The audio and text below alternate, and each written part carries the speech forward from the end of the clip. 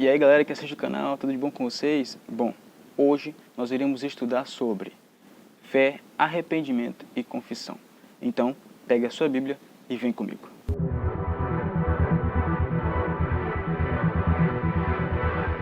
Antes de nós começarmos, eu vou ler aqui uma pequena história para vocês.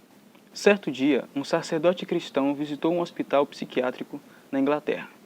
Quando ele andava pelos corredores e aposentos, observando os pacientes em seu lamentável desequilíbrio mental, ouviu do diretor a instrução que o acompanhava.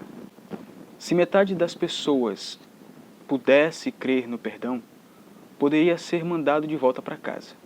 De fato, muitos males emocionais, espirituais e até físicos têm origem no sentimento de culpa.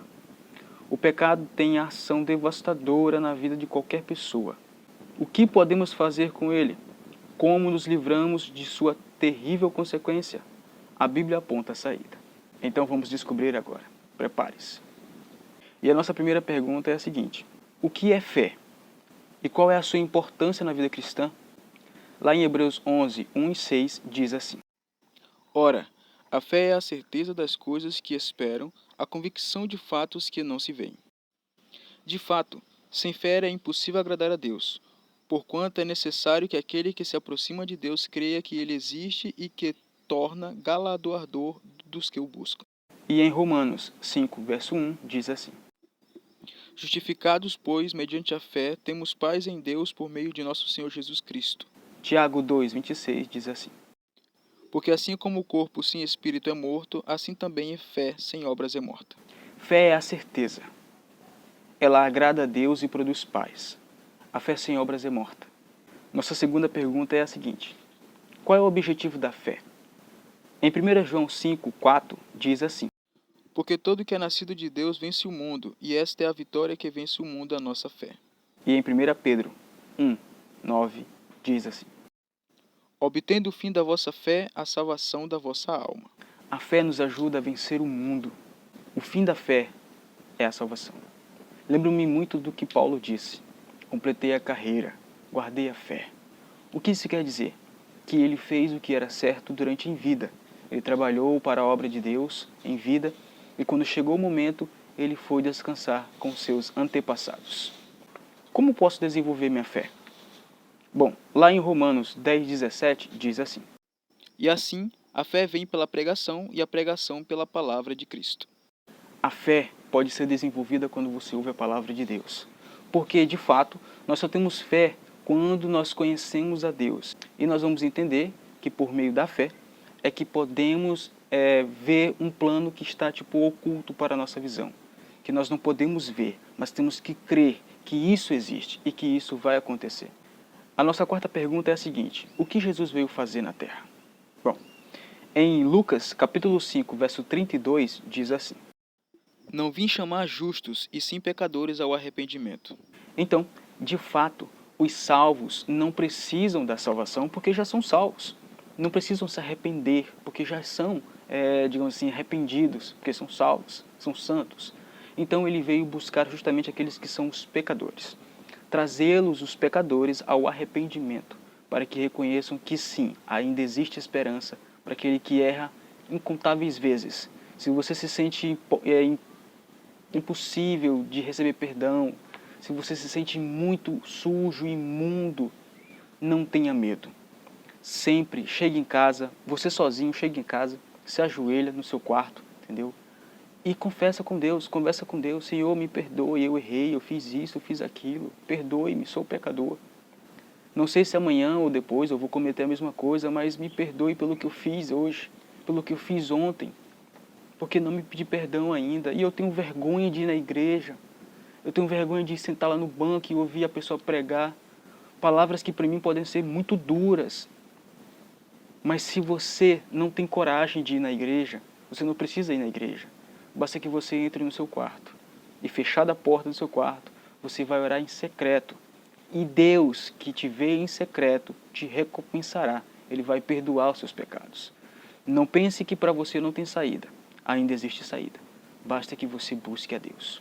A nossa quinta pergunta diz assim: o que nos leva ao arrependimento? Lá em Romanos 2,4 diz assim: Ou desprezas a riqueza da sua bondade e tolerância e longanimidade, ignorando que a bondade de Deus é que te conduz ao arrependimento? É a bondade de Deus que nos leva ao arrependimento.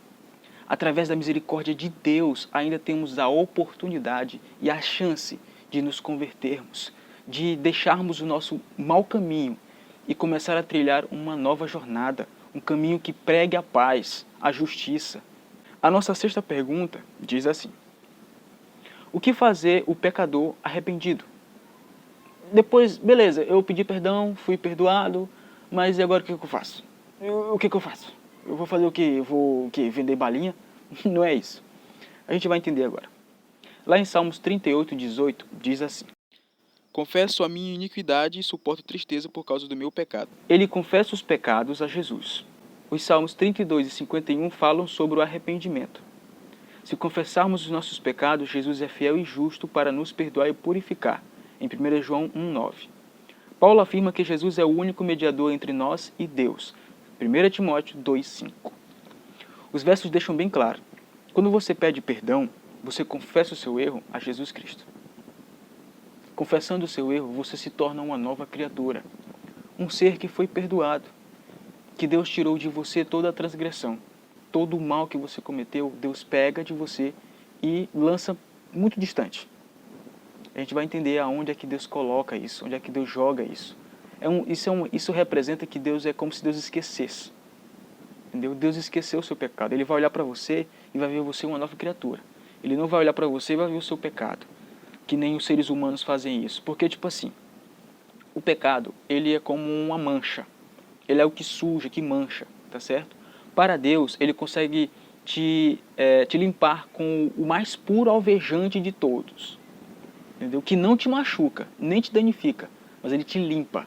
Entendeu? Já na raça humana, nós seres humanos, quando sabemos que a pessoa cometeu adultério, Deus a perdoou. Ela pediu perdão a Deus e Deus a perdoou. Só que nós enxergamos apenas a mancha do pecado. Entendeu? Nós só conhecemos aquela mancha. E aquela mancha é aquela reputação que a pessoa tem. Ah, aquela pessoa fez isso, fez isso. É por isso que nós temos que ter um coração segundo o coração de Deus. Ou pelo menos tentar chegar perto de como Davi era. Por que eu digo isso? Porque se você tem um coração bom, segundo o coração de Deus, fazer o que Jesus fez, você vai olhar para aquela pessoa e você não vai ver a mancha. Você vai ver uma pessoa nova, renovada. Que é o que acontece quando as pessoas se batizam.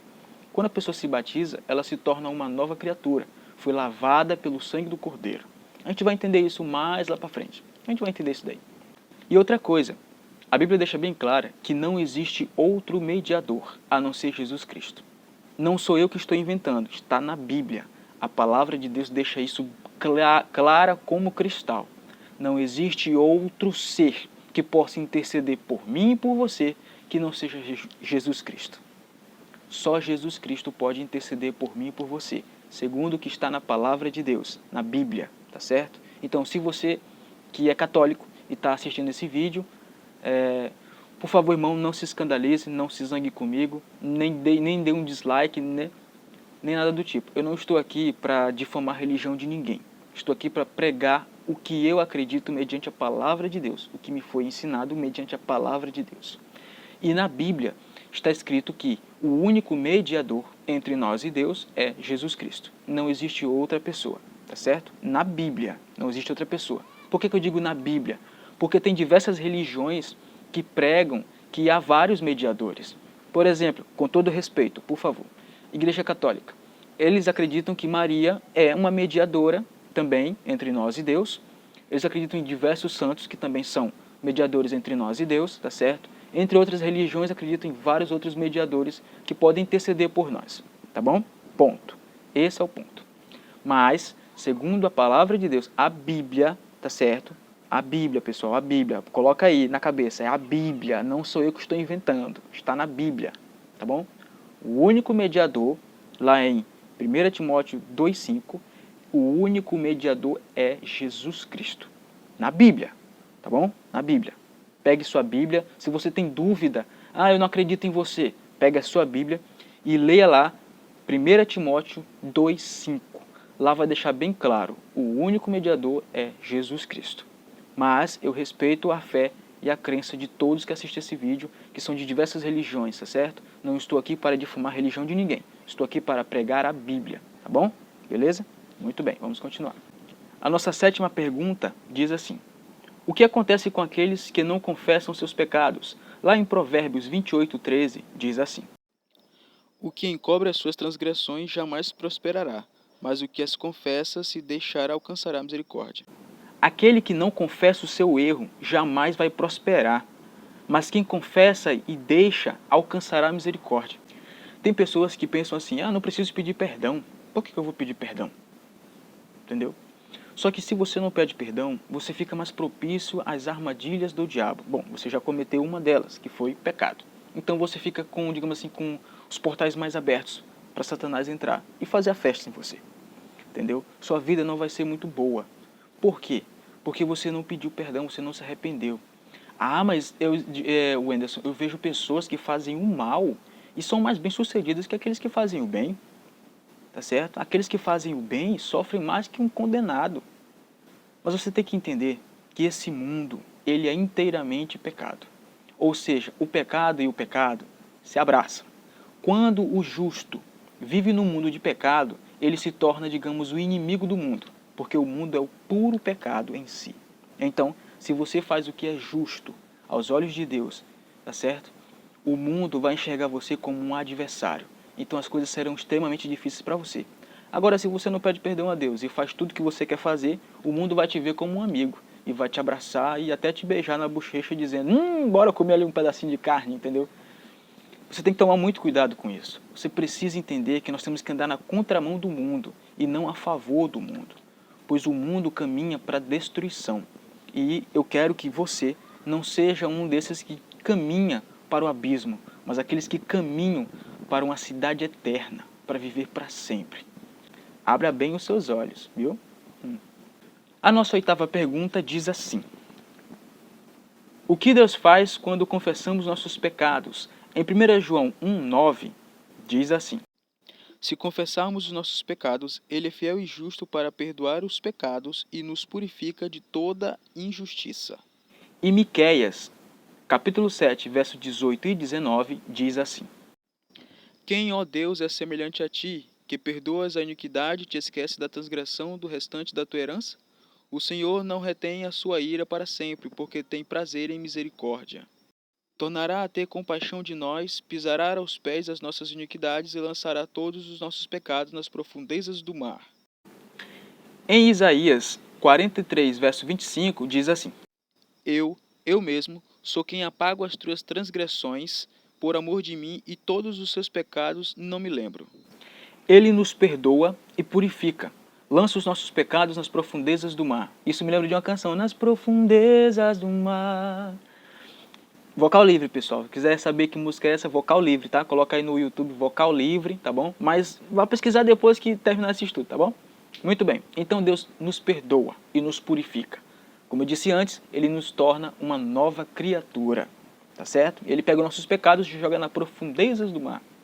Entendeu? Ele tira toda a impureza que tem em você, coloca dentro de um baú simbólico, um baú, tá certo? E joga nas profundezas do oceano. Simbolizando que Deus não faz nem questão de se lembrar mais. Entendeu? Ele se livra daquele pensamento, ele joga fora. Porque você, para Deus, é uma nova criatura. Você foi perdoado. E você tem que entender isso. Isso tem que chegar no seu coração. E você precisa entender que quando você for perdoado, você é perdoado. Você tem que ficar bem com você mesmo. Tá? Não ligue para o que as pessoas vão dizer, porque elas não vê como Deus vê. Deus vê o seu coração. As pessoas só vão ver a mancha, tá certo? Do que você cometeu. Mas através do sangue de Cristo você foi perdoado. E daquele ponto em diante você é um novo ser, tá certo? Um novo filho de Deus. E a nossa 9ª e última pergunta diz assim: o que Deus espera de nós hoje?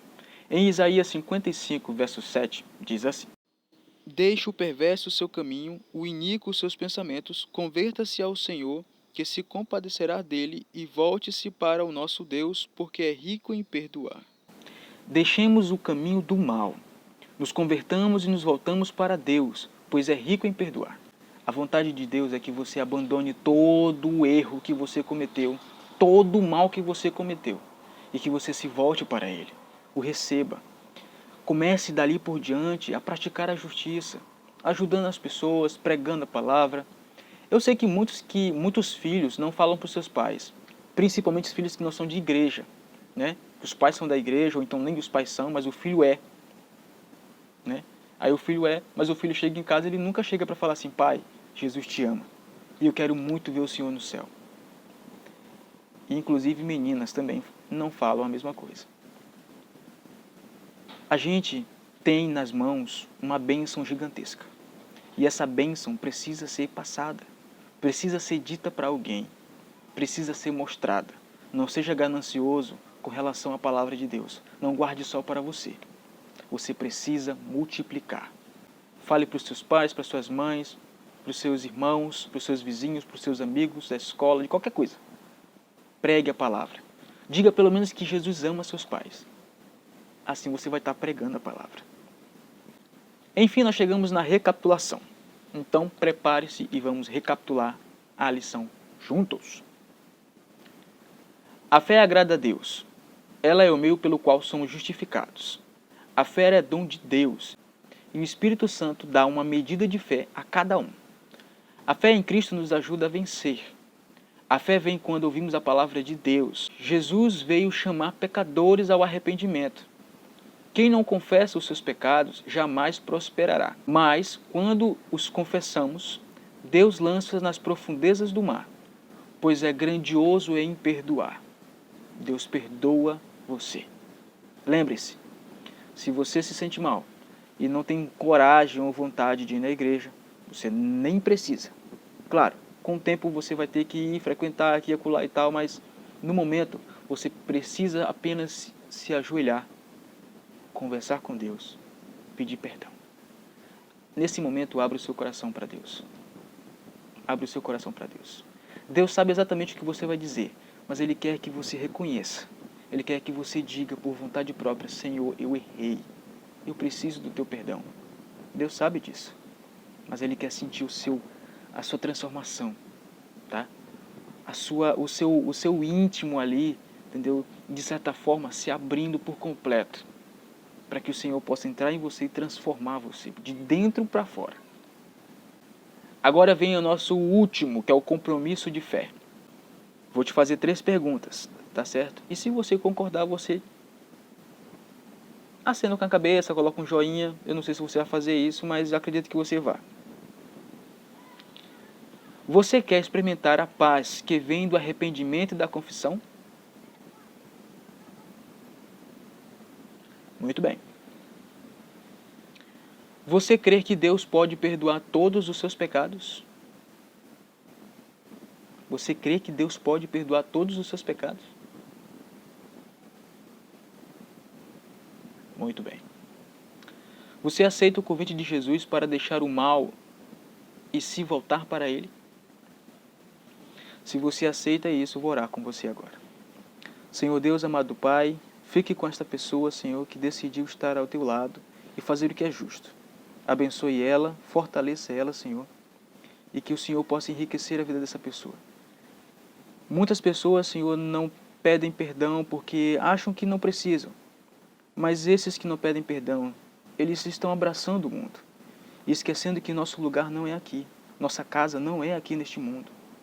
Por isso, Senhor, coloque seu Espírito Santo sobre cada um deles, para que eles possam se arrepender dos seus erros, voltar para o Senhor e viver a vida eterna com Cristo Jesus. E em nome dele, eu digo amém.